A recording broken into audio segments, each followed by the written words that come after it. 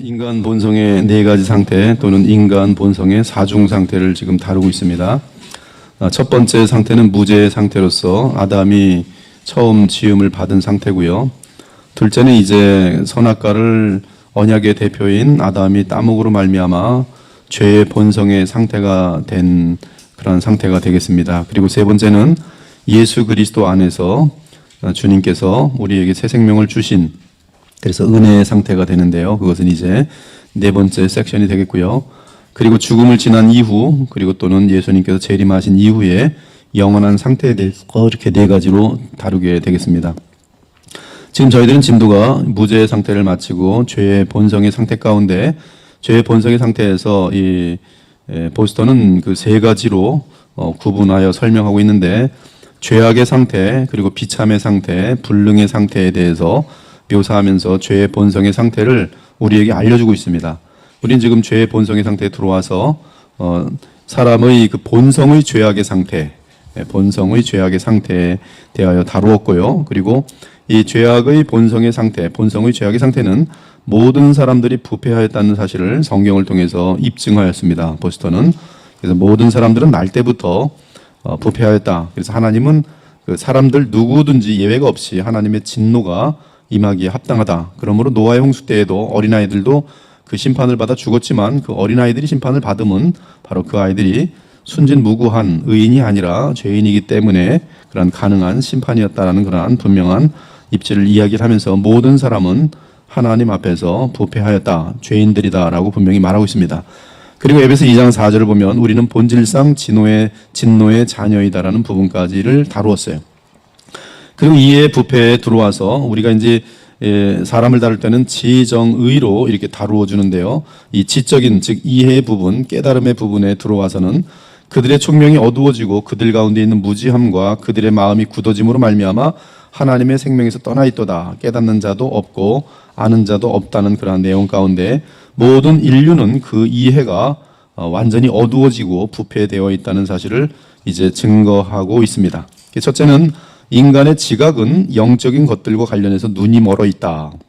그래서 영적인 것들을 보지도 못하고 듣지도 못하고 알지도 못합니다. 인간의 지각은 영적인 것들을 전혀 알 수가 없는 상태예요.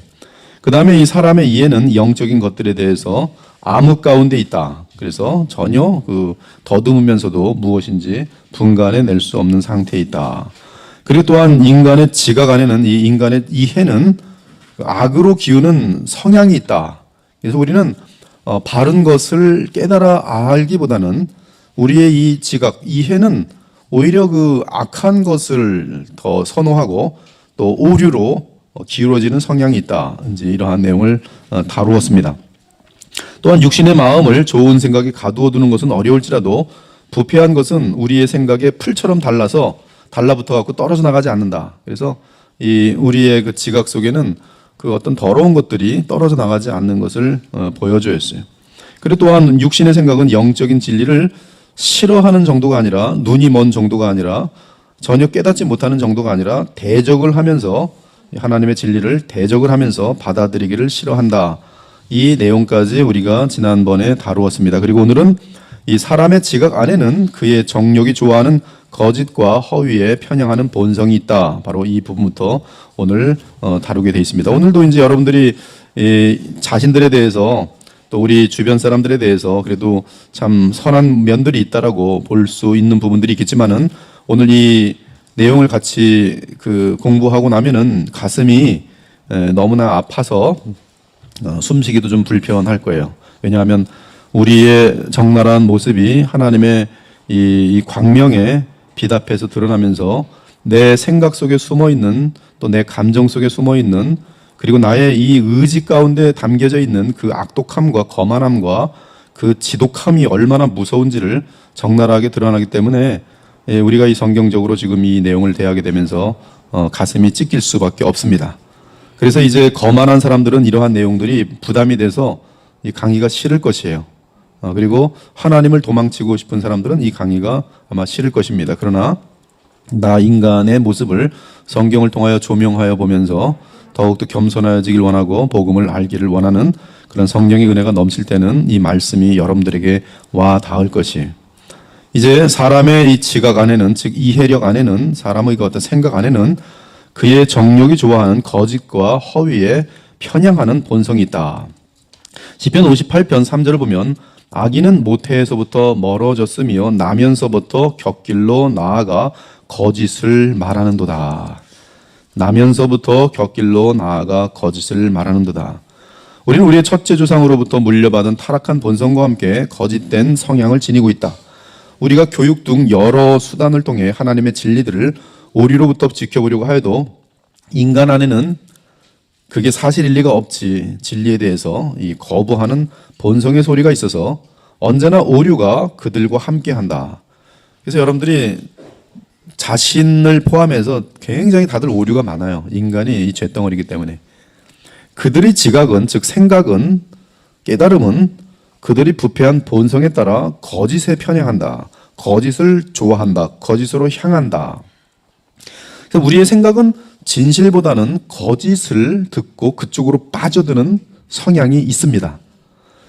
어떤 사건에 대해서 어떤 사람이 거짓말을 하고 어떤 사람이 참말을 하면 사람은 거짓말 쪽으로 듣고 글로 기울어지는 성향이 있다, 이 말씀이.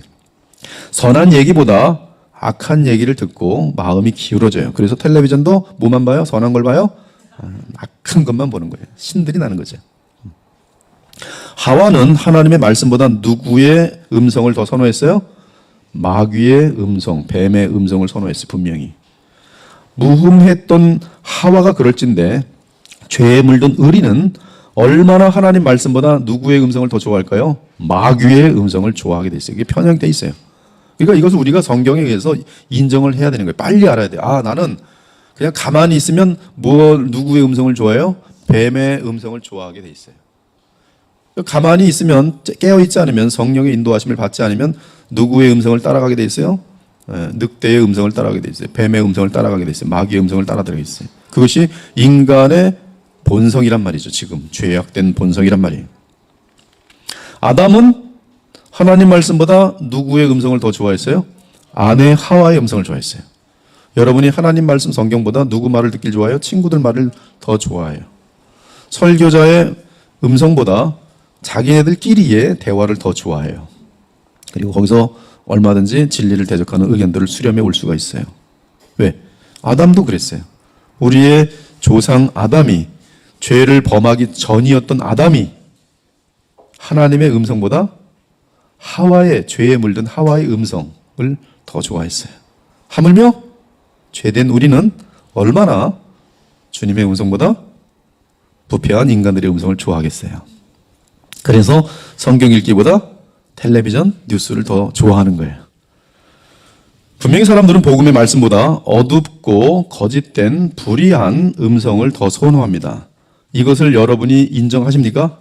네, 이것이 인정돼야 돼요. 네, 인정돼야 돼요. 저는 너무나 귀가 밝고 아주 제 지혜가 예리해서 목사님 전 그 케이스에 그 경우에 해당되지 않습니다. 이 사람은 성경적으로 자신에 대해서 무지한 존재예요. 정신 착란에 걸려 있는 거죠. 참된 교훈은 경건에 따른 교훈이며 진리는 경건함에 속한 진리입니다. 즉 진리라는 것은 godliness, 예수 그리스도, 하나님을 닮게 만드는 힘이 있습니다. 경건의 힘입니다. 여러분, 경건의 모양은 있지만 경건의 능력이 없으면 뭐라 그랬어요? 가짜니까 돌아서라 그랬어요. 즉 하나님 말씀을 배울수록 사람이 하나님을 닮아가는, 예수님을 닮아가야 돼요. 그러나 그런 현상이 나타나지 않으면 그것은 가짜예요. 그것은 배워봤자 지옥입니다. 아무리 세상의 원리 원칙을 깨달아도 그것은 경건할 수 있도록 만들어내지 못하면 그것은 거짓 음성이. 하와가 깨달은 것 같았어요. 선악과를 먹고. 그러나 그가 깨달은 그 깨달음은 완전히 자신을 죽이는 깨달음이. 교훈은 경건에 따른 교훈입니다. 기억하십시오. 바른 교훈은 그 사람을 경건하게 만들어요. 경건과 진리는 뗄 수야 뗄 데가 없습니다. 경건을 이루어내지 못하는 가르침과 설교는 헛된 것이, 경건을 이루지 못하는 성경 읽기는 아무런 의미가 없는 것이. 근데 오류는 반면에 뭐에 따르게 됐어요? 불경건하게 돼 있어요. 불경건하게 돼 있어요. 그래서 죄가 나타나는 것은 경건한 참된 진리가 없었다는 뜻이. 오류는 불경건에 따르는 교훈입니다. 즉 인간의 지각에 이 거짓이 들어와 있는 것이 그것이 오류죠. 그리고 비진리의 종교들이 오류죠. 그리고 거짓은 마음의 부패와 직접적으로 연결되어 있습니다. 아담에게는 그의 타락하기 전에는 그의 지각이 정확했습니다. 즉 오류가 없었어요. 그러나 죄가 들어온 다음에 인간의 지각은 어두워졌기 때문에 계속 더듬고 서로 틀리고 오류로 가득 채요. 그러므로 비진리, 죽이는, 자신을 멸망시키는 종교를 평생 쫓아다니는 것이, 그리고 그릇된 정보 속에서 잘못된 길로 그를 망하게 하는 그러한 세상으로 날아가는 일들이 많은 것이죠. 그들은 진리를 믿지 않고 불의를 좋아합니다. 데살로니가후서 2장 12절. 아니 어떻게 진리를 싫어하고 불의를 좋아해? 진리를 싫어하고 불의를 좋아해. 따라서 그들의 본성은 그들의 지각으로 오류를 받아들일 준비가 되어 있지만 진리를 향해서는 동등한 기회를 주지 않고 거부한다. 그러므로 우리는 사람이 진실한 복음의 진리를 거부하고 그 대신 탐욕스럽게 오류와 종교의 외식인 가식을 껴안는 것에 대해서 이상하지 않다. 왜? 그들의 지각이 부패하였기 때문에, 그들의 지각은 바로 거짓과 허위를 편향하기 때문에, 죄를 선호하기 때문에, 우리의 생각이 죄를 좋아한다는 것이 무섭다는 것이, 이런 그런 것들이 그들의 마음의 정욕과 본성적인 인간의 허무한 생각들과 잘 어울리기 때문이다. 그러므로 그토록 많은 사람들이 무신론을 껴안는 것은, 그렇죠? 지금 무신론자들이 훨씬 많죠. 하나님을 믿는 사람들보다 무신론자들이 훨씬 많아요. 지금 75억 중에서. 근데 그토록 많은 사람들이 무신론을 껴안는 것은 무신론이 그들의 죄악된 열정과 어울리기 때문인데, 이는 하나님이 없다고 믿을 때 그들의 부패한 본성의 위로가 되기 때문이다.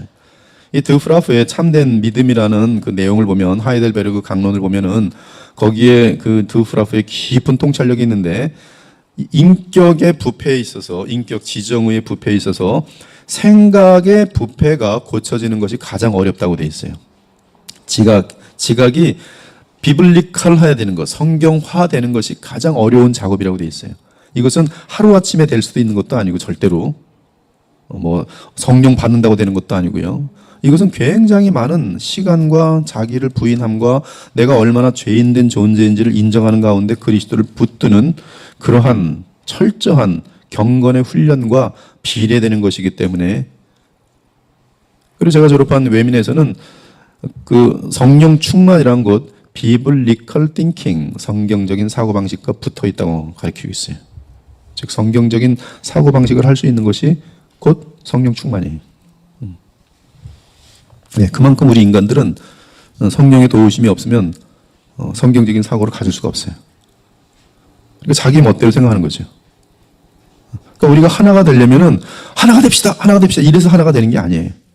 같이 성경적인 생각을 할 수 있도록 자기의 개인적인 허망한 생각, 죄악에 기울어지는 생각들을 부인하고 나를 처복종시켜서 성경적인 생각을 할 수 있도록 계속 훈련을 받고 훈련해야 되는 것이, 그것이 가장 어려워요. 죽는 그날까지 각자 달리기를 하는 거예요. 그래서 여러분들이 수준 차이가 나요. 대화를 해보면 이분은 굉장히 성경적인 사고방식으로, 세계관이라고도 말하는데요, 그런 생각을 갖고 있어요. 이 사람은 굉장히 열정은 뜨거운데 생각은 성경적이지가 않아요. 보니까 교회는 열심히 다니는데 남편 알기를 그냥 꺼다놓은 보따리처럼 알고 있으면 이 여자는 신앙관이 성경적이지 않은 거예요. 여러분, 이 성경적인 생각을 갖는 것은 바로 부패한 생각을 고쳐내는 가장 위대한 작업입니다. 또한 사람은 본성적으로 그 생각이 교만하여져 있다. 무섭습니다. 그래서 이에 복음이 능력 가운데 그에게 임할 때 하나님을 아는 것을 대적하여 높아진 것을 다 무너뜨리고 모든 생각을 사로잡습니다. 즉 하나님의 성령의 역사에 가장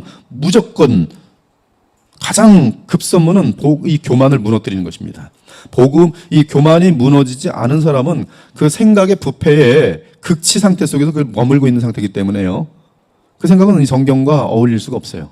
그래서 교만은 제일 무서운 거예요. 성경이 볼 때는 교만은 가장 어리석은 것입니다. 가장 부패한 것이. 이것을 빨리 인식해야 돼요. 저도 되게 많이 교만했어요. 굉장히 교만했습니다. 근데 지금 이렇게 이제 사중 상태 같은 걸 잘 알고 나니까 교만은커녕 쇳덩어리 중에 쇳덩어리에 그냥 괴수 중에 괴수일 뿐이.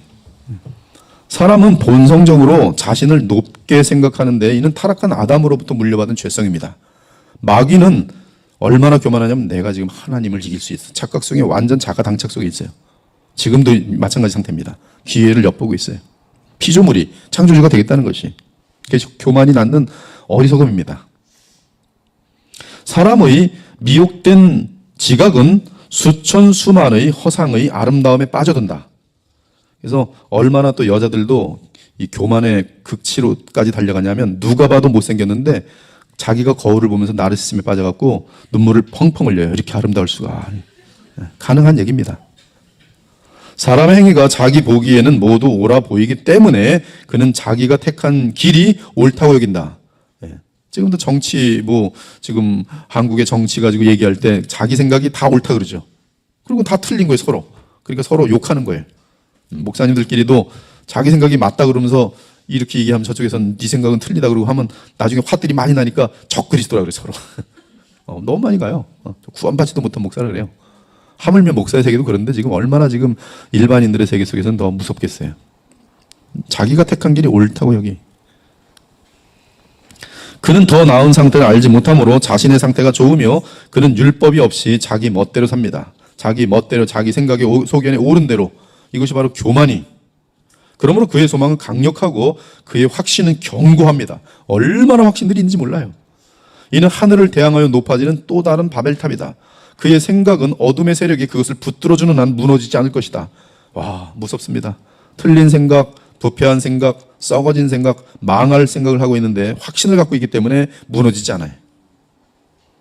하나님의 말씀이 그 생각을 강타하여도 여전히 서며 그 안에 균열이 생겨도 신속하게 자리 잡고서 다시 악한 생각을 또 다시 하는 거예요. 탁탁탁. 그리고 생각은 난 역시 난 멋있는 사람이야. 겸손하게 만들어 놓으면 하나님께서 섭리 가운데 상황 가운데 겸손하게 만들면 그땐 잠깐 약해 보이는 척하다가 탁 그렇지 나는 대단한 사람이 딱 다시 써요. 심지어 어떤 때는 생각 전체가 흔들려도 그래서 마치 꼭 변화될 것만 같았어도 다시 자리를 잡고 소위 자기 말로는 정신 차리고 일어서요. 어떻게 일어서요? 다시 악한 생각을 하는. 역시 난 대단한 사람이에요. 오직 하나님께서 친히 성령으로 그 사람의 마음에 지진을 일으켜 그의 생각이 돌 위에 돌 하나 남김없이 무너지게 하시거나 또는 죽음이 그를 강타하여 그 토대를 헐어버릴 때 그때야 교만은 무너진다. 그러므로 우리는 지금 이러한 말들을 읽을 때 나는 교만합니까? 교만하지 않습니까? 네, 교만하다는 사실을 빨리 알아야 돼요. 왜냐하면 우리의 본성이니까. 그러니까 우리의 싸움은 지금 이러한 모든 것을 마음속에 빨리 새기고 우리는 거기서부터 벗어나기 위한 그러한 시도와 성경적인 노력을 해야 되는 것이죠. 본성적인 인간이 자신을 높게 생각하는 것처럼 상대적으로 하나님을 우습게 생각합니다. 그래서 하나님을 경외하지 않는 것은 곧 교만한 사람의 가장 큰 특징이에요. 그래서 잠언도 얘기하잖아요. 어리석은 자는 하나님이 없다 하고 지혜로운 자는 하나님을 경외하는 거예요. 하나님을 경외함이 모든 지혜의 근본인 거예요. 그러므로 교만한 사람은 하나님을 우습게 여기. 네가 나를 너와 같은 줄로 생각하였다. 인간이 하나님을 자신과 같은 존재로 누릴 정도로. 지금 하나님의 교회인지 이런 것들 다 내가 성령이다, 내가 무슨 예수다, 내가 하나님이다, 내가 하나님 어머니다, 별소리 다 하잖아요. 복음의 교훈과 그리스도의 신비는 그에게 어리석게 여겨진다. 따라서 복음과 그리스도 예수님을 우습게 여긴다. 그는 하나님과 그분의 말씀마저도 그의 먼지만한 육신의 이성의 법정 앞에 세운다. 죄를 합리화시키기 위해서 성경을 막 지 멋대로 해석하는 사람 지금 많아지고 있습니다. 이단들은 다 전형적으로 그렇고. 그리고 좀 배웠다고 공부한 사람들은 말이야 이 성경을 가지고 지들 멋대로 여기 아담은 그 원래 인간들이 원래 그 이전에 많이 있었는데 그 중에 대표가 있다가 어떻게 한 사람이 돌을 통해 가지고 그래서 하나님을 알게 되면서 그때부터 아담이 된 거지 그 이전에도 인간들이 있었다. 이런 식으로 자기 나름대로 스토리를 쓰는 거죠. 먼지만한 이성의 법정 앞에 하나님과 그분의 말씀을 세우는 거지. 그리고 건방진 자세로 하나님과 그분의 말씀을 견책하고 정죄합니다. 오직 위로부터 내려오는 능력만이 그 지각을 굴복시켜 부패한 법칙들의 반란을 진정시킬 수가 있어요. 이제 우리는 중생의 은혜가 절대적으로 필요하다는 사실을 알겠다. 인간의 이해는 하나님의 영광이 떠난 이가봇이 되었다. 자기 멋대로 있는 부패하고 타락한 하나님을 대적하는 선보다는 악을 좋아하는 그리고 어둠 속에 있는 그것이 우리의 지각이에요. 당신이 지각과 생각이 어둠에 갇히지 않도록 의의 태양이신 그리스도를 붙들라. 아멘입니까? 이게 되게 중요해요. 의의 태양이신 그리스도를 붙들려면 그리스도의 은혜로 거듭난 자는 쉬지 말고 성경을 읽고 배워야 합니다. 성경을 놓치지 마십시오. 가능한. 전철에서는 음성으로 듣고 집에 가서는 책으로 듣고 또 뭐 하여튼 그냥 성경을 나와 가장 가까이 하고 지내세요. 그리고 그것이 내 지각이 그 부패된 데서 벗어날 수 있는 길이에요. 근데 우리의 지각이 또 얼마나 악하냐 하면 성경을 읽어도 내 지각은 해석을 거꾸로 합니다. 틀리게 해요. 그래서 성경을 본다고 하는 그렇게 많은 사람들이 또 의견이 다 수백 수천 가지가 돼요. 그렇죠? 그럼 어떻게 됩니까? 바르게 생각을 해야 되는데. 그것은 바로 그래서 우리가 교리라는 것을 배우는 거예요. 교리는 그냥 이 성경을 가두기 위한 것이 아니라 하나님의 공교회가 성경을 바르게 볼 수 있도록 유산을 남겨놓은 거예요. 그러므로 공교회가 남겨놓았던 이 귀한 이 교리에 대해서는 우리는 굉장히 소중히 여겨야 돼요. 그 다음 또한 이 성경을 읽더라도 나의 부패한 안경으로 보기 때문에 십자가의 도에 이르지 못할 때가 많습니다.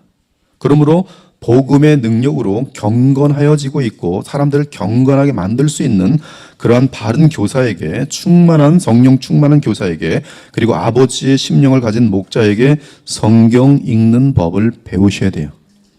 그렇지 않으면 유대인들처럼 성경 읽어봤자 구원에 이르지 못합니다. 여러분 우리의 생각이 비블리컬 정말 성경이 원하는 이 성경적인 그런 사람이 되려면은 성경 전체에서 나를 거룩하게 만드는 경건의 능력과 동반되어지는 그런 성경 읽기의 비결들을 알아야 돼요.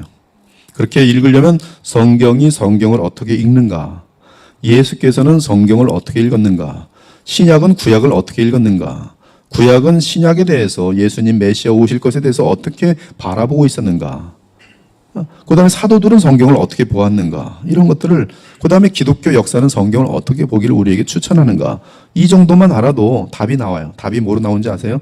바로 예수 그리스도를 중심으로 보게 돼 있어요. 그래서 고린도전서 2장에 보면은 바울이 말합니다. 구약의 최고의 정통자예요. 그리고 신약의 14권 또는 13권의 신약의 이 정경을 받은 사도 바울이. 근데 그가 뭐라냐면 내가 그리스도와 그분의 십자가에 못 박히신 것 외에는 아무것도 알지 아니하기로 작정하였다 그래요.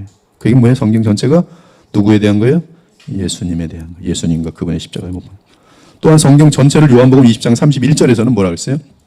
여기 기록된 것 말고 얼마든지 이 하나님과 및 하나님의 역사 그리고 이제 요한복음에서는 예수님이 행하신 표적들을 다 그분의 그 의미들을 다 표적하려면 이 세상에 있는 모든 책들 가지고 부족할 텐데 골라서 이만큼만 기록한 이유는 예수 그분이 하나님의 아들이요 그리스도이심을 너희가 믿고 알게 하려며 또 그의 이름을 힘입어 즉 그분의 이 그리스도의 역할과 하나님의 아들로서의 그 역할을 우리가 알 때에 그 역할의 역사에 의한 그 힘입어 믿음으로 연합됨으로 말미암아 그분에 의한 생명을 누리게 함이라. 영생을 우리가 이 땅에서 누리고 영원한 나라에 들어가도록 하기 위해서 성경이 있는 것이. 여기도 이제 원어로 보면 이게 하나는 분명히 그 완료로 돼 있고요. 다른 하나는 진행형으로 돼 있어요. 즉 예수 그리스도가 누군지 알고 그리고 그 이름을 힘입어 오늘 영생을 누리도록 하려 함이라 진행되고 있어요. 이러한 것들이 그러면 우리는 성경 전체에서 이 바르게 성경을 알 때 그리스도를 알게 되고 그리스도라는 것은 왕, 제사장 그리고 말씀이란 말이에요. 그 그리스도의 역할을 알게 되면서 그것을 힘입어 주님을 바라보면 주님과 연합할 때 반드시 어떻게 되어 있냐면 경건의 능력이 나타나게 되어 있어요. 사람이 변화되고 생각이 예수님의 생각을 닮도록 되어 있어요. 생각이 예수님의 생각을 닮으면은 그러면 굉장히 그건 온전한 지혜로운 사람이 되는 거예요. 지혜로운 사람. 그래서 어둠이 가득 찬 곳에서 더 큰 어둠을 만들지 않고 어둠을 차단시키고 어둠 속에서 빛을 이끌어내요. 그래서 사람들을 살려내고 그리고 죽음이 있는 곳에 생명을 갖다 놓고 분열이 있는 곳에 하나를 갖다 놓고 하나됨을 갖다 놓고 즉 열매가 바로 예수 그리스도의 그 열매가 우리를 통해서도 나타나는 것이죠. 그것이 우리의 생각이 변화예요. 생각이 변화. 로마서 12장에도 보면은 얼마나 그 생각에 대한 부분, 여러분의 생각에 대한 부분을 한번 성경 전체에서 보셔야 되는데, 이거 뭐 번역이 어떻게 되는지 모르겠어요. 그 영어 성경 같은 경우는 거기 보면 다 이제 12장에 보면 이게 생각으로 다 돼 있어요. 생각. 내가 하나님 모든 자비하심으로 너희를 권하니 너희 몸을 하나님이 기뻐하시는 1절입니다. 거룩한 산 제사로 드리라. 이는 너희가 드릴 영적 예배니라. 2절에 보면 너희는 이 세대를 본받지 말고 오직 마음을 새롭게 함으로 변화를 받아 하나님의 선하시고 온전하신 뜻이 무엇인지 분별하도록 하나. 그 2절에 대한 여러 그 영어 성경들을 보면은 thinking after God's thought, 하나님의 생각을 따라 생각함으로 너희들이 변화되도록 하라. 그러한 내용들이 담겨 있습니다. 또 로마서 8장 같은 데 보면은 다 생각의 싸움이에요. 여기 보면은 그 2절에 보면 생명의 성령의 법이 죄와 사망의 법에서 너를 해방하였다. 이러한 생명의 성령의 법이 죄와 사망의 법에서 해방한 그 양태는, 그 현상들은 무엇으로 나타나는가 보면 5절에 보니까 육신을 따른 자는 육신의 일을 생각하고 영을 따른 자는 영의 일을 생각하고, 예수께서 베드로에게 사단아 내 뒤로 물러가라 하면서 뭐라 하는지 아세요? 너는 하나님의 일은 생각하지 않고 사람의 일만 생각하는도다. 생각이에요. 그렇죠? 8장 5절에 영의 일을 생각하나니, 6절에 육신의 생각은 사망이요 영의 생각은 생명과 평안이에요. 생각이라는 게 엄청나요. 7절에도 육신의 생각은 하나님과 원수가 되나니, 8절에 육신에 있는 자들은 하나님을 기쁘시게 할 수 없느니라. 육신에 있는 자들에게서 가장 먼저 나타나는 것이 무엇이냐면 생각이에요. 즉 악한 생각을 해요. 심지어 그 악한 생각이 계획까지 가면 그것은 악을 도모하는 자라 해서 하나님의 심판이 반드시 임합니다. 악을 도모하는 것은 되게 무서운 거예요. 은행 강도가 강도짓을 하기 위해서 굉장히 오랫동안 연구해요. 집에서. 그리고 연습을 합니다. 상상으로. 그때 탁 일로 치고 그럼 사람이 일로 가겠지. 계속 연습해요. 어떤 부잣집 딸 돈이 목적으로 해서 유괴하려고 할 때 유괴범들은 거기서 연습을 많이 해요. 다 주변 상황, CCTV는 어디 있는지 다 연구하고 계속 연구합니다.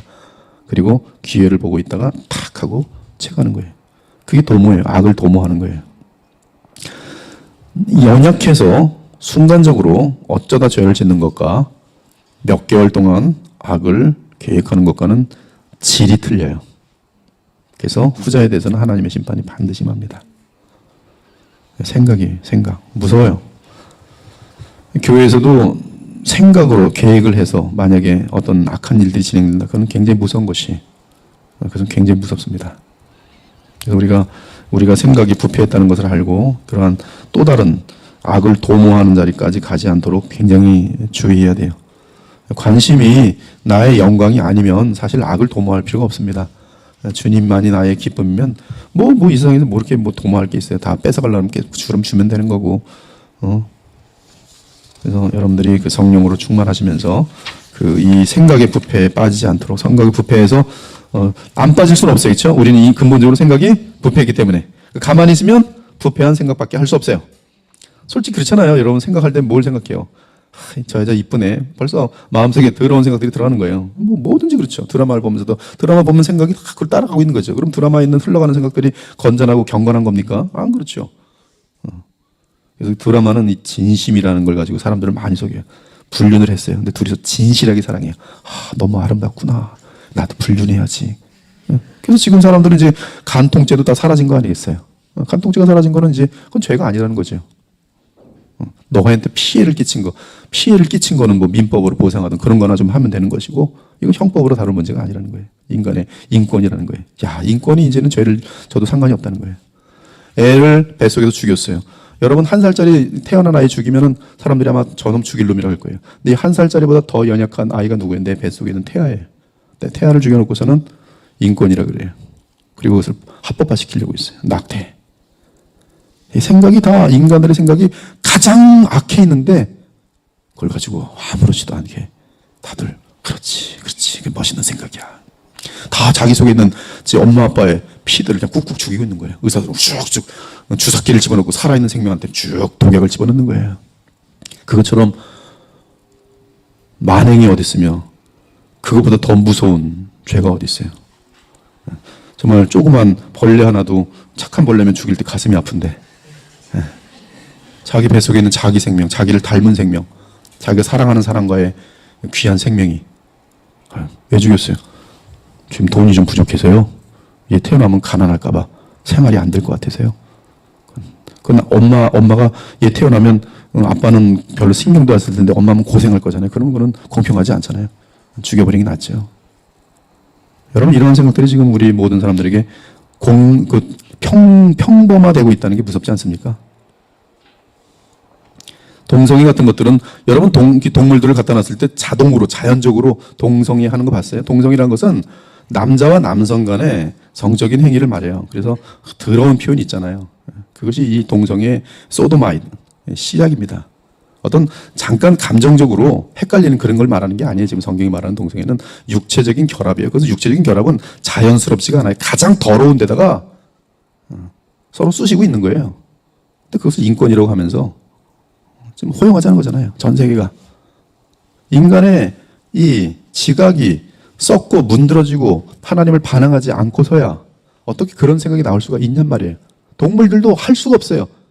동물들도 아무리 발정난 수컷이라도 수컷에게 올라가가지고서 그 똥구멍에다 이렇게 집어넣는 일은 한 번도 없습니다. 없어요. 개들도. 그것만도 못한 거죠. 이것이 생각이 부패예요. 생각이 부패예요. 그래서 우리는 내가 생각이 가만히 있으면 부패한 생각을 할 수밖에 없다는 것을 빨리 인정할수록 우리는 하나님의 거룩한 생각을 배워서 그 생각을 배울 때 우리는 경건하여질 수밖에 없어요. 경건한 생각을 하는데 세상을 본받지 않고 경건한 삶으로 바뀌는 것이. 이제 두 번째는 지적인 부패가 그렇고요. 이제 의지적인 부패인데요. 이 의지적인 부패도 굉장히 내용이 가슴이 아픕니다. 이 명령 기능인 의지는 처음에는 하나님께 충성하며 그분의 뜻에 따랐지만 지금은 반역자로 변하여 마귀를 따르며 그를 위한다. 인간의 부패한 자유의지는 철저하게 마귀를 따릅니다. 하나님께서 사람 안에 전적으로 거룩한 씨앗을 심었지만 지금 그 씨앗은 이상한 가지를 지닌 퇴화된 식물로 변해 있다. 사람의 의지는 본래 하나님의 뜻에 순복하는 자리에 놓여 있었다. 그러나 지금 그것은 완전히 엇나가 있다. 아무리 몇몇 사람들이 자유의지의 능력을 과대평가하더라도 인간의 자유의지는 고작 도덕적인 훈련을 받을 수 있을 뿐 율법의 영적인 관점에는 절대로 반응하지 못한다. 중생하지 않은 의지는 하나님과 관련된 참으로 선한 것들에 대해 완벽한 무능을 드러낸다. 인간의 의지는 사탄의 지배를 받고 있고요. 그리고 자기 속에 있는 죄악의 지배를 받고 있습니다. 그래서 그것에서 벗어날 수 없어요. 인간의 의지는 이미 죄를 범하는 순간부터 사탄의 종이 됐어요. 그래서 지금은 사탄은 딱 봅니다. 저절로 컨트롤을 받고 있는 거예요. 에베소 2장의 절대는 2장 2절과 3절에 정확히 나와 있어요. 근데 이제 하나님의 역사가 임하고 그리고 거듭난 사람이 버둥거리면서 주님을 따라가려 할 때는 이제 사탄은 총공격을 하는 거죠. 총공격을 합니다. 근데 그렇지 않은 모든 사람들은 모든 그 마음의 의지가 사탄에게 순복하는 상태에 있어요. 죄악에 순복하는 상태에 있습니다. 사람들은 이 같은 일을 행하는 자는 사형에 해당한다고 하나님께서 정하심을 알고도 양심에 의해서 알고 있어요. 저 깊은 곳에서 압니다. 본성으로 자기들만 행할 뿐 아니라 또한 그런 일을 행하는 자를 옳다 하느니라. 인간은 자유의지로 자신의 본성에 따른 악한 마음과 삶에 은신처를 제공합니다. 자유의지가 탁 악한 것을 따라가고 정함으로 말미암아 악한 생각과 삶에 계속적인 이런 은신처를 제공해요. 자유의지의 부패는 모든 사람에게 본성적인 쓴뿌리이다. 그들은 율법을 대할 때 마치 자신들이 그 율법을 행할 수 있는 것처럼 생각하며 말한다. 이것이 이제 인간의 지독한 교만에서 나오는 자가 당착 속에서의 그릇된 결론입니다. 그런데 그것은 의지의 부패로 곧바로 이어지는 것이. 뭘 해요? 이제 잘못된 생각을 가지고 의지는 행하는 거예요. 해자. 뭘 해요? 율법을 지켜서 내가 하나님처럼 되자. 내가 율법을 지켜서 완전하게 해서 구원을 받자. 알미니안주의들, 펠라기안주의들. 그들 중에는 지금 이 토마스 보스턴의 통찰력이 깊습니다. 그들 중에는 마귀에게 속한 상태에서 득도한 사람들이 있다. 바울의 경우도 바울입니다. 바울은 율법에 가장 온전하게 지켜보려고 어렸을 적부터 철저한 훈련을 받고 가말리엘에게 최고의 학도를 배우고 그런데 회심하지 않은 상태 속에서 그는 자신의 이 전적인 무능에 대해서 믿지도 않았고 알지도 못했고 인간의 행위로 인간의 의지로 율법을 지켜서 하나님의 인정을 받고자 했어요. 빌립보서 3장에 보면 율법으로 의를 이루고자 했더니 이것이 나중에 뭐였다고요? 배설물 맛도 못하니 배설물 말도 못하니 내가 생각해보니까 배설물도 아니. 여러분 생각해보세요. 인간의 모든 힘 가지고 율법이 나쁩니까? 율법 지키는 거, 살인하지 말라, 간음하지 말라. 근데 그런 모든 것들을 특히 이제 뭐 탈무드 이런 내용들을 가지고 지켜보려고 아주 그냥 달달달달 외면서 하나하나 뭐 주일날이지, 오늘 안식일이지, 안식일은 뭐 몇백 보까지는 죄가 안 되고 몇백 보를 넘어가면 또 죄가 되니까 탁 이런다며. 근데 지금 몇백 보 그렇게 했지? 아직 한 개 남은 거야? 그럼 아직 죄가 아니네. 이 정도로 다 자기의 그 지금 삶을 지금 컨트롤하면서 율법을 지켜왔다는 거예요. 그러나 그렇게 한 것이 뭐냐면 배설물이 배설물. 더 해를 끼쳤어요. 인간에게, 자기에게. 그 바울이 한 일이 뭐냐 하면 자기가 고백합니다. 이제 로마서 11장에도 잘 나와요. 로마서 11장에 보면 내가 하나님의 의를 대항하였다. 인간의 의를 세우고자 하나님의 의와 맞짱을 떴다. 그런 표현이 나오고요. 근데 그 하나님의 의와 맞짱을 뜨던, 즉 하나님의 의를 거역하고 대항하던 그 자리에 있었던 바울은 자기는 사실은 의를 행한다고 보고 있었어요. 즉 하나님을 기쁘시게 하기 위해서 행한다고 보고 있었어요. 뭐 여러분 찾고 싶은 사람 찾으시면 돼요. 뭐 로마서 10장 또 11장 초기나 정도에 나와 있어요. 근데 사도행전을 보면 그가 무슨 일을 했는지를 정확히 말합니다. 먼저 한번 찾아보죠. 사도행전 22장. 이것은 여러분들이 기록해 두시면은 되게 참조가 될 것 같아요. 사도행전 22장 4절. 여러분이 한번 읽어볼까요? 사도행전 22장 4절.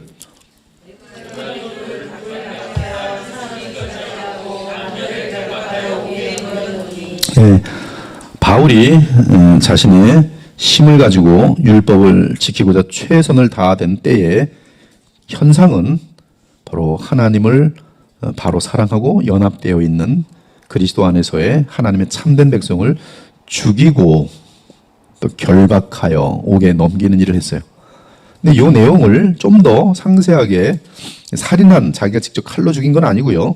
26장 10절을 보면 거기에 또한 분명히 이러한 내용이 있어요. 사도행전 26장 10절에 보니까 예루살렘에서 이런 일을 행하여 대제사장들에게서 권한을 받아가지고 많은 성도를 옥에 가두며, 또 여기까지는 했죠. 그 다음에 또 죽일 때에 바울이 뭐 했어요? 찬송 투표를 통해. 이 전형적인 사건이 뭐죠? 스데반 사건이에요. 스데반. 죽이시오. 그 관원이었거든요. 근데 이게 바로 자기를 세우려 했던 자신의 모습이었어요. 그 나타난 결과들이었어요. 괴수 중에 괴수죠. 그래서 로마서를 보면 그가 이제 자기뿐만 아니라 지금 그 유대인에 속한, 유대교에 속한 그 바리새인들, 이 모든 사람들이 여전히 무슨 짓을 하고 있냐면 지금 로마서에 아까 말한 내용들인데요. 로마서에 보면은 10장 3절 같은 데 보면은 바로 거기 나오죠. 그 9장 30절부터 보면은 의를 따르지 않은 이방인들이 의를 얻었으니 곧 믿음에서 나누요. 그러나 31절 의의 법을 따라간 이스라엘은 율법에 이르지 못하였으니 32절 어찌 그러하냐 이는 그들이 믿음을 의지하지 않고 행위를 의지함이라. 부딪힐 돌 곧 예수님에게 부딪혀서 그들은 박살이 난다, 부끄러움을 당한다, 이제 이런 내용이 되면서 10장 3절로 건너뛰면 2절부터 보면 그들이 하나님께 열심히 있으나 뭐가 없어요? 올바른 지식을 따른 것이 아니라. 그래서 하나님의 의를 모르고 자기의 의를 세우려고 힘써 하나님의 의에 복종하지 아니했다. 부정적인 부정의 단어를 하나 썼는데요.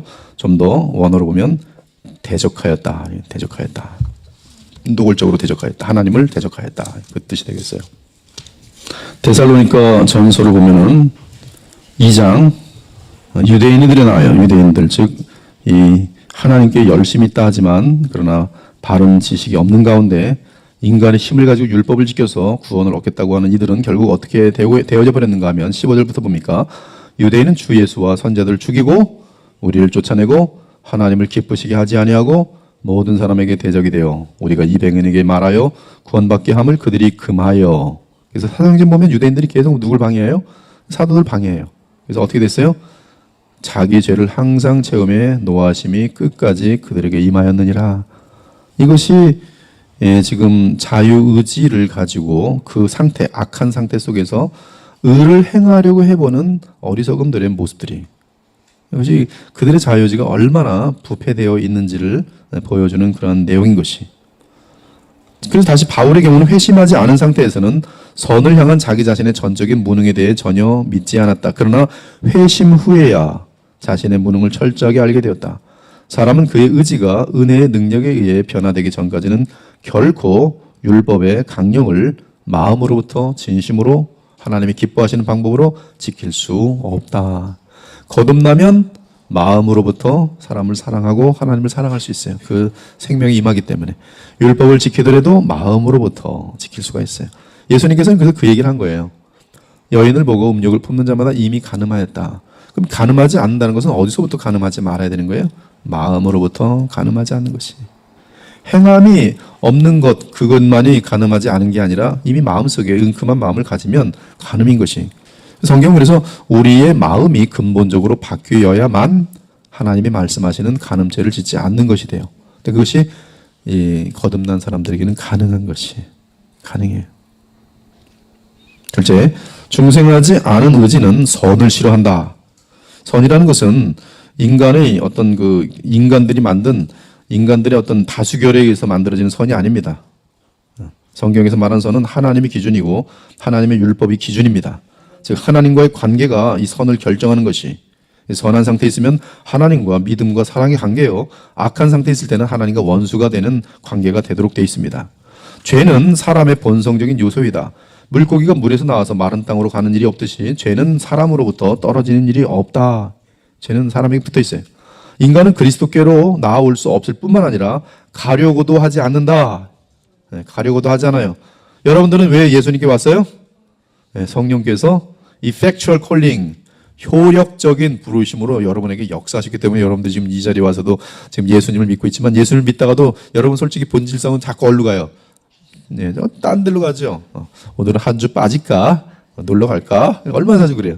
그러면 하나님께서 또 간섭하셔서 때려주시고, 또 설교 들으면 눈물 흘리면서 내가 또 잘못 생각했었구나. 그래서 하나님의 일방적인 역사죠. 누가 여러분들을 중보기도해요? 예수께서. 또 누가? 성령께서 언제나 중보기도하세요. 하나님께서는 그 중보기도에 따라 역사하셔요. 모든 여러분 머리털 하나까지도 그 기도에 따라 역사하세요. 그것이 은혜죠. 그러나 이 자리까지 오는 데는 하나님의 은혜일 뿐이에요. 왜냐하면 인간은 본질상 그리스도께 나아올 수 없을 뿐만 아니라 가려고도 하지 않기 때문에 그래요.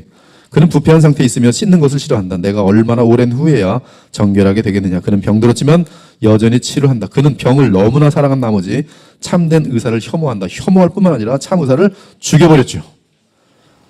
그는 병을 너무나 사랑한 나머지 참된 의사를 혐오한다. 미국에는 한 번은 제가 어떤 자매님을 만났어요. 전도를 하려고. 그냥 만나자마자 엉엉 울더라고. 엉엉 울면서 거기 이제 애틀랜틱 시리, 제가 이제 뉴저지에 있었는데 애틀랜틱 시리가 도박장이거든요. 자기는 어느 날 애틀랜틱 시리 가서 불을 지르겠대요. 그 애기는 둘 있는데 하나는 이제 젖 먹는 아이고. 근데 이 분노가 가득 차 있어요. 왜 그런지 아세요? 남편이 도박장에 가서 돌아오지 않는 거예요. 그리고 모든 빚을 그냥 수도 없이 만들어 놓고 거기에 미쳐 있는 거예요. 남편을 죽일 수도 없고 이럴 수도 없고. 그러니까 미운 건 뭐예요? 도박장들이. 그걸 불태울 수 있을까? 그게 없어져야지만이 우리 가정이 살 수. 별 방법을 다 썼대요. 모든 방법을 다 총동원 해서 데려다 오면은 절대 안 간다고 손가락 잘라. 안 가. 별 방법을 다 했는데 조금 전에 없어졌어요. 거기가 있어요. 인간이 죄를 얼마나 사랑하는지 모든 게 필요 없어요. 하나님이 보내신 하나님의 아들 예수 그리스도마저 인간들은 십자가에 못 박아버렸어요.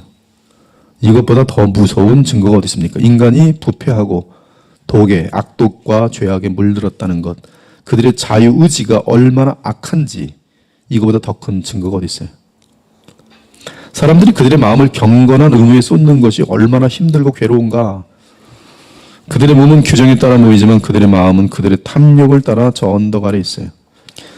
심지어 선교, 찬양, 성경 연구도요, for self-realization, 자기를 실현하기 위해서 하는 일이 많아요. 여러분, 선교가 미국으로 가야지 선교 아니겠어요? 미국이 지금 얼마나 부패하고 있는데. 또 잘 사는 나라들에 가야 되지 않겠어요? 옛날에 바울은 어디로 선교를 간지 아세요? 로마로 갔어요. 로마가 마지막 선교의 목적지예요. 근데 로마는 휘황찬란하게 잘 사는 나라였어요. 근데 지금 사람들이 선교할 때 어디로 가는지 잘 보세요. 가능한 지극히 가난한 나라, 못 배운 나라. 선교가 목적이 아니라 내가 너보다 훨씬 잘 살고 내가 너보다 훨씬 잘 먹는데 동양이나 하는 그 기분 속에서의 그런 선교들이 허다하게 많아요. 우쭐한 마음으로. 나보다 영어 잘하고 나보다 학력 있는 곳으로는 성경 안 가요. 대학 교수들이 있는 곳은 절대 안 갑니다. 왜? 나보다 돈 많이 벌고 나보다 머리도 좋고 똑똑하거든. 예수님 거기선 자랑 못해요.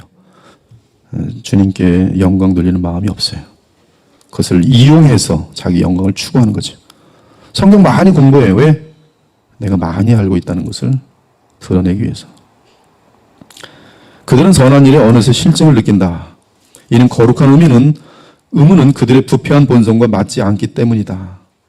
하지만 그들이 세상 일들에 대해서는 어떠한지, 육적인 친구들과 함께 정욕을 채우며 함께 할 때는 어떠한지, 그들에게 시간은 날아가는 것 같이 부족할 것이며 오랜 시간이 지난 것도 알지 못할 것이다. 제가 이제 자다 깨면은 시간이 아까워서 그냥 교회로 옵니다. 만약에 3시에 깨면 그냥 교회로 와요. 위험하니까 길이 깜깜한 데는 또 혹시 만에 하나 또 목사가 어디 길 다니다가 또 나쁜 놈한테 또 한 대 얻어맞고서 피 흘리면 또 안전하게 큰 길로 온다고. 큰 길로 오면 여기 보면 CU 같은 데 다 지나가거든요. 술꾼이 없는 데가 없어. 청년들도 항상 있고. 그것도 좀 내려오다 보면 그 밤새 24시간 운영하는 또 술집이 또 하나 있어. 근데 거기 보면 이제 그 앞에 앉아가지고 그때까지 얘기하는 거야. 근데 얘기를 제가 들어보면 그때 내가 옛날에 그랬었지 뭐 다 옛날 얘기하고 있는 건데 이 얘기를 지금 몇 시간째 하고 있냐면 6시간째 하고 있는 거들 지금 8시부터 앉아가지고 밤 3시, 4시까지 하고 있는 거예요. 그렇게 시간이 부족해요. 근데도. 하지만 기도와 설교와 성경 모임 등의 거룩한 시간들은 얼마나 무겁고 힘든지 주의 날은 일주일 중에 가장 길고 지루한 날이다. 이러한 증상들이 나타나면 이제 목사들 괴로워요. 성도들 보면 이런 분들이 있어요. 왜 주일날 오긴 왔는데 저렇게 얼굴이 보면 지루해서 그냥. 또 그들은 주일에 평소보다 아침에 더 오래 잠을 자고 밤에는 더 빨리 침소에 들어간다. 특히 예배 시간은 가장 지루한 시간이에 따라서 예배가 끝나면 마치 짐을 벗은 사람처럼 발걸음이 가볍다. 왜? 인간은 본성상 부패되어 있다는 것이죠. 하나님 거룩한 말씀 같은 것들은 지루한 거죠. 근데 밤새도록 헛날을 하더라도 7시간이 시간이 부족한 거예요. 왜 벌써 지나갔지? 사람은 빛보다는 어둠을 사랑한다. 어떤 때는 진리의 강력한 힘 때문에 이에 바깥문이 부서진다. 그래서 바르게 알아. 그래 내가 지금 잘못 알았어. 하지만 의지의 안쪽 문은 단단히 잠겨 있어요. 제가 만난 많은 자매들의 불신자랑 결혼하지 마세요. 그러면 성경까지 펴줘요. 고린도서 6장. 그러면 보고 맞아요. 그러고 불신자랑 결혼해요. 제가 상담해서 이 사람 도대체 상담 뭐 하라는 거야. 즉 머리로는 말씀이 맞고 수긍까지 했는데 현실은 아니에요. 저는 이 사람 놓을 수 없어요. 이 사람 놓으면 난 죽어요. 이 사람하고 결혼해야 내가 잘 먹고 잘 살지요. 크리스찬 남자 안 나타날 것 같아요. 나는 결혼 못할지도 몰라요. 그냥 주님 좀 저를 양해해 주세요. 하나님 양해해 주세요. 저를 이해해 주세요. 성경 말씀 제가 잠깐 그냥 어기더라도 하나님이 양해해야지. 왜 저보고 순종하라고 합니까? 그리고 밀고 나가는 거예요. 무엇이 틀린 거예요? 그의 의지가 부패돼서 끝까지 하나님을 이겨버리고 마는 거예요. 그래서 이해의 바깥문은 부서졌지만 의지의 안쪽 문은 단단히 잠겨있다. 따라서 빛이 더 이상 들어오지 못한다. 그런 사람들은 믿음이 성숙하지도 못하고요. 그리고 믿음에서 떨어지게 돼 있어요. 굉장히 휙하고 떨어집니다. 주의 말씀이 선포되거나 읽혀지는 동안 또는 하나님의 회초리가 인간에게 임하는 동안 때때로 사람의 마음은 빛을 바라보는 듯하다. 하지만 사람은 본성적으로 빛을 싫어하기에 의도적으로 그들의 눈을 닫습니다. 그래서 성경은 선을 알고도 행하지 아니하면 죄니라 이랬어요. 죄니라. 무엇이 거부하는 거예요? 아는데도 행하지 않는 것은 의지가, 자유의지가 하나님을 대항하는 거예요. 그러므로 죄예요. 죄. 이해는 했는데 행하지 않아요. 나쁜 것인 줄 아는데 하나님의 계명과 율법을 불순종해요. 죄를 지으면 망하는 것을 아는데 그럼에도 계속 죄를 범해요. 누가? 인간들 대부분이. 여러분들 안 그러겠습니까? 저도 마찬가지고요. 여러분 각자에게 아마 잘하는 죄가 있을 수도 있어요. 그 잘하는 죄는 죄인 줄 아는데도 하나님 이 경우는 어쩔 수 없는 거예요. 하나님이 이해하세요. 회개도 안 돼. 회개. 이 평생의 죄를 지은 거기 때문에 회개해봤자 뭐 또 질 텐데 이러면서 회개도 안 돼. 인간이 부패 덩어리. 그게 만약에 빨리빨리 해결되면 다들 성자 돼 있겠죠. 난 기도만 했더니 하나님께서 4살에 나의 모든 마음의 미움을 딱 제거해서 저는 4살 이후로 한 번도 미워한 적이 없어요. 6살에 기도했더니 하나님께 딱 응답해 주셔서 그 다음부터는 여자를 보더라도 조금도 움직임이 없어요. 내 마음은 깨끗해요. 그 다음에 혈기가 있었는데 또 기도했더니 어느 날 11살에 싹 제거했어요. 그럼 하나님 뭐래? 너 완전한 사람 됐고요. 가자. 데려가죠. 근데 우리들 뭐 다 어떡합니까? 7살 때 분명히 그런 죄악이 있는데 50살 때도 그런 죄악이 있어요. 근데 성경은 뭐라고 되어 있냐면 그러나 너희가 거듭났다면 너희를 넘어뜨리는 죄성이 반드시 해결되도록 피 흘리기까지 쌓아야 돼요. 그리고 반드시 그 문제가 해결되는 자리까지 가야지만이 우리의 믿음이 참 믿음이었다는 사실이 확증되도록 돼 있어요. 그래서 고정적인 어떤 죄를 가지고서 죽게 되면 그것은 상당히 헷갈려요. 수수께끼 같은 존재가 돼요. 그래서 여러분들이 만약에 지금도 습관적인 범죄가 있다면, 죄악이 있다면, 나를 넘어뜨린 죄악이 있다면 그 문제는 하나님 앞에서 해결해야 돼요. 어떻게 해결해야 돼요? 하나님과 씨름해야 돼요. 하나님 앞에서 반드시 그 문제를 해결할 수 있는 능력을 얻어야 돼요. 그것이 복음의 약속이에요. 그리고 그것을 얻은 자들은 자유함을 누리게 되어 있어요. 그리고 그 자유한 사람들은 복음을 전할 자격이 돼요. 죄를 넉넉히 이기는 거예요. 하나님의 말씀을 충분히 지켜나갈 수가 있는 거예요. 그러나 웬만한 사람들은 지금까지 죄의 속성상 쉬워요? 안 쉬워요? 쉽지 않아요. 그래서 망하는 것을 아는데도 죄를 져요. 사람들은 오직 하나님의 손에 이끌릴 때 외에는 아무도 죽게 가지 않는다. 주께서 그 영혼에게 다가가시면 강한 자가 그 집을 지키고 있는 것을 발견하신다. 그 강한 자는 뭐예요? 사단이죠. 주께서는 용사가 성을 빼앗듯이 강한 자에게 사로잡힌 그를 빼앗아내신다. 그러면 그 죄인은 갑자기 그의 논리가 틀리다는 것을 알게 된다. 즉 뭐가 바뀐 거예요? 그의 지각이 바뀐 것이죠. 즉 수많은 사람들과 함께 지옥에 가는 것이 그에게는 아무런 유익이 되지 않는다는 것을 알게 된다. 즉 내가 영생을 얻어야 된다는 사실을 알죠. 따라서 그는 그의 죄를 버리기로 다짐한다. 여기서부터 중요한 것이죠. 죄를 버리기로 다짐해요. 근데 죄를 버리기로 다짐하다가 안 돼! 난 끝까지 그냥 죄를 질래 하고 죄를 합리화하면 이 사람은 바로 엔티노미아니즘, 가짜예요. 이 사람들은 위선자가 돼요. 그래서 죄 문제를 해결하지 못하면 안 되는 거예요. 이것은 복음의 능력을 체험하지 못한 사람이에요. 죄를 버리기로 다짐하고 그리고 수천 번이라도 일어나서 반드시 그 문제가 해결돼야 돼요. 해결되지 않으면 그 해결되지 않는 문제를 성경에서 찾아내야 돼요. 성경에 답이 있어요. 그리고 성경적으로 그 답을 얻은 자들은 그 안에서 반드시 일어나도록 돼 있어요. 아니라면 어떤 일이 생길까요? 하나님께서 그의 팔다리를 다 뽑아 놓으십니다. 그래서 움직이지도 못하게 해요. 즉 극장 가서 죄를 짓는 사람은 극장 가지 못하도록 만들고 돈 때문에 죄 된 사람들은 돈 더 이상 추구하지 못하도록 만들어버리세요. 건강 가지고 죄 짓던 사람들은 건강을 빼앗아가 버리세요. 그건 사랑입니다. 하나님께서 그를 죄에서 자유케 하시려는 역사인 것이. 그러나 그런 일이 있기 전에 우리는 죄와 싸워서 이기셔야 돼요. 근데 우리의 죄성은 또 얼마나 무섭냐 하면 여기서 제일 무서운 일이죠. 죄를 이제 버리기로 다짐합니다. 주일날 스테바나 목사의 설교를 듣고 그래 내가 반드시 죄와 싸우리라. 그리고 예배 딱 마쳤어요. 마음속에 딱 드는 거죠. 오늘까지는 괜찮아요. 오늘까지. 내일부터. 우리 한 사람이 저한테 맨날 요새 하는 말이 뭔지 아세요? 당신은 살 뺀다는 말을 언제나 내일부터 한대요. 죽는 그날까지 못할 거래. 맞아요. 그래서 제가 그래서 생각을 바꿨어요. 그건 정확히 성경적인 진단이라고. 오늘부터 살을 빼자고. 아내가 지금 입이 이렇게 찢었어요. 너무 좋아서. 죄에 대해서도 그래요. 나는 끝까지 죄를 내일 할게. 내일. 아직 충분한 시간이 있기 때문에 나중에 자를게. 그는 주님 분명히 할게요. 단지 내일 할게요. 지금은 안 되고 내일 할게요. 하지만 그 내일은 호흡이 마치는 그날까지 오지 않는다.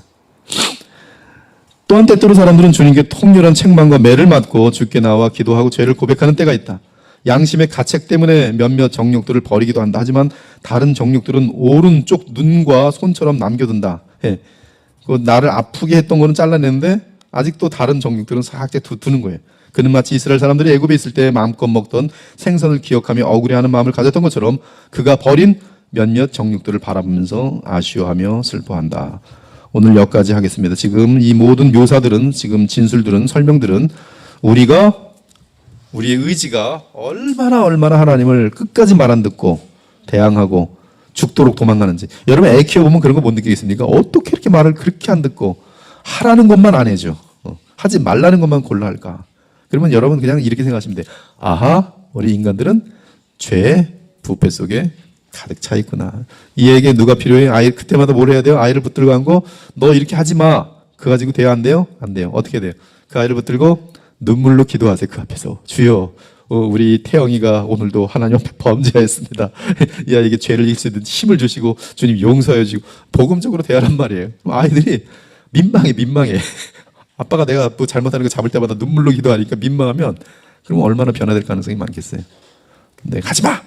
뭐 그런다고 안 하겠어요? 여러분 집에서 대학교 될 때 다른 데로 다 이사 가는데 그때 뭐라 그럴까요? 전화하고 하지 마. 어떤 사람은 대학 가서도 아침 점심으로 쫓아다니면서 너 오늘 죄 안 졌었어. 이런 사람인데 그거 뭐 애들 대학생 되고 나면 뭐 부모 속이는 건 뭐 시군증 먹기죠. 그거 가지고 되는 게 아니에요. 아이들에게 누구를 의식하게 만들어야 돼요? 하나님. 네가 얼마나 하나님 앞 무서운 죄인이고 진노할 대상인지, 네가 살아날 길은 하나님밖에 없다는 사실을 빨리 알 수 있도록 쉬지 않고 복음을 얘기해 줘야 되는 것이. 오늘 말씀은 인간은 죄덩어리다. 왜? 죄의 상태에 들어와 있기 때문에. 오늘 여기까지 하고 다음 주에 계속 이어가겠습니다. 하나님 감사합니다. 우리의 지식이 지각이 얼마나 오늘 부패하는지를 다시 한번 돌아보게 됩니다. 주님 불쌍히 여겨 주시옵소서. 저희들로 하여금 스스로 자고하여 나는 제대로 생각하며 내 판단은 항상 옳다는 착각 속에 빠지지 않도록 인도해 주시기 원합니다.